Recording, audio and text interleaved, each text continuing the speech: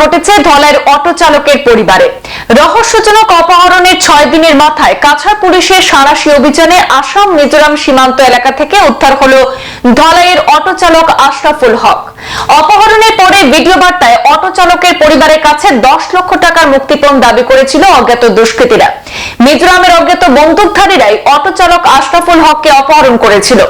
এই অপহরণ কাণ্ডের নেপথ্যে সর্বনাশা ড্রাগসের যোগসূত্র থাকতে পারে বলে ধারণা করছেন কাছাড় পুলিশ সুপার। শেষ পর্যন্ত মুক্তিপণ ছাড়াই অক্ষতভাবে অটো চালককে উদ্ধার করতে সক্ষম হয়েছে কাছাড় পুলিশ।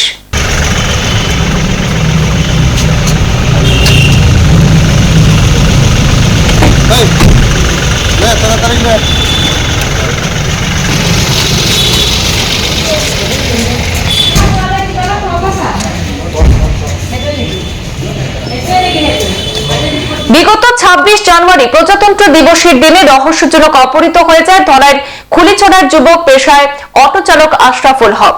ওই দিন অনেক রাত অবধি যুবক বাড়িতে ফিরে না আসায় তার মোবাইল ফোনে বারবার যোগাযোগ করে তাকে পাওয়া যাচ্ছিল না। ওই দিন রাতে একটি অজ্ঞাত নম্বরে হোয়াটসঅ্যাপ থেকে পরিবারের কাছে 10 লক্ষ টাকা মুক্তিপণ চেয়ে ভিডিও বার্তা পাঠিয়েছিল অপহরণকারী অজ্ঞাত চক্র, এমনটাই অভিযোগ করেছিলেন তার পরিবারের লোকজন।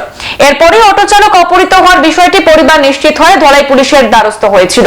ক্রমাগত পুলিশ অভিযান চালালেও ততক্ষণে কেটে যায় 120 ঘন্টা। প্রবল চাপের মুখে ধলাই পুলিশ গোপন সূত্রকে কাজে লাগিয়ে গতকাল গভীর রাতে আসাম মিজোরাম সীমান্ত এলাকা থেকে অপহৃত অটো চালক আশরাফুল হককে মুক্তিপণ ছাড়াই অক্ষত অবস্থায় অপহরণের 6 দিনের মাথায় উদ্ধার করতে সক্ষম হয়েছে। আজ কাছাড় পুলিশ সুপার নোমাল মাহাতো ঘটনার বিশদ তথ্য সংবাদ মাধ্যমে তুলে ধরতে গিয়ে বলেছেন যে মিজোরামের অজ্ঞাত বন্দুকধারী নাকি অটো চালককে অর্থাৎ আশরাফুলকে অপহরণ করেছিল। এই অপহরণের নেপথ্যে সর্বনাশা ড্রাগসের যোগসূত্র থাকতে পারে এমন আশঙ্কা প্রকাশ করেছেন পুলিশ সুপার নোমাল মাহাতো। আমাদের কাছে পুলিশ সুপারের ভাষ্য রয়েছে, শুনে নেব ওনার মুখ থেকেই বিস্তারিত। এটা 26 জানুৱাৰী তাৰিখে এটা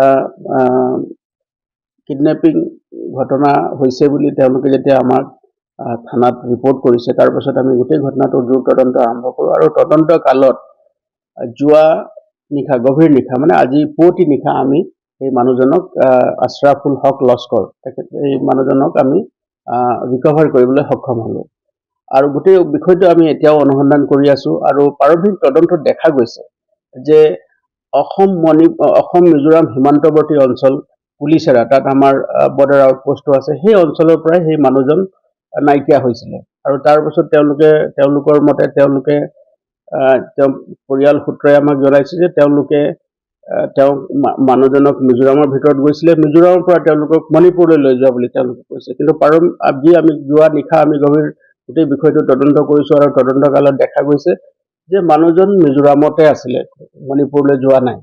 তো সেই গভীৰ অৰণ্যৰ মাজত আমি তেওঁৰ লোকেশ্যন বা তেওঁৰ অৱস্থান আমি গম পাইছিলোঁ। গম পাই পেলাই আমি মিজোৰাম আৰক্ষীৰ লগতো যোগাযোগ কৰিছোঁ আৰু মিজোৰাম আৰক্ষীও আমাক সম্পূৰ্ণ সহযোগ কৰিছে আৰু তাৰ সহযোগৰ ভিত্তিতে আমি পুৱতি নিশা মানুহজনক ৰিকভাৰ কৰিবলৈ সক্ষম হ'লোঁ।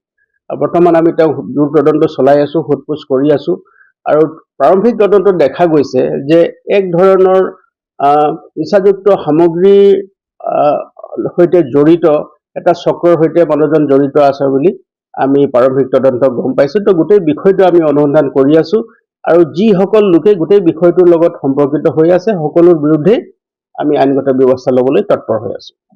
তেওঁলোকে যিকেইজন মানুহৰ বিৰুদ্ধে তেওঁলোকে এজাহাৰ দাখিল কৰিছে সেইকেইটা তেওঁলোকৰ পৰিয়ালৰ মানুহ আৰু পৰিয়ালৰ মানুহত তেওঁলোকৰ এটা আৰ্থিক লেনা দেনা আছে আৰু তাৰ লগতে এক ধৰণৰ মই যিটো কৈছোঁ এক ধৰণৰ নিচাযুক্ত সামগ্ৰী মানে তাৰ ইলিগেল যিটো ট্ৰান্সপৰ্টেশ্যন আছে তাৰ লগত তেওঁলোকে জড়িত হৈ আছে।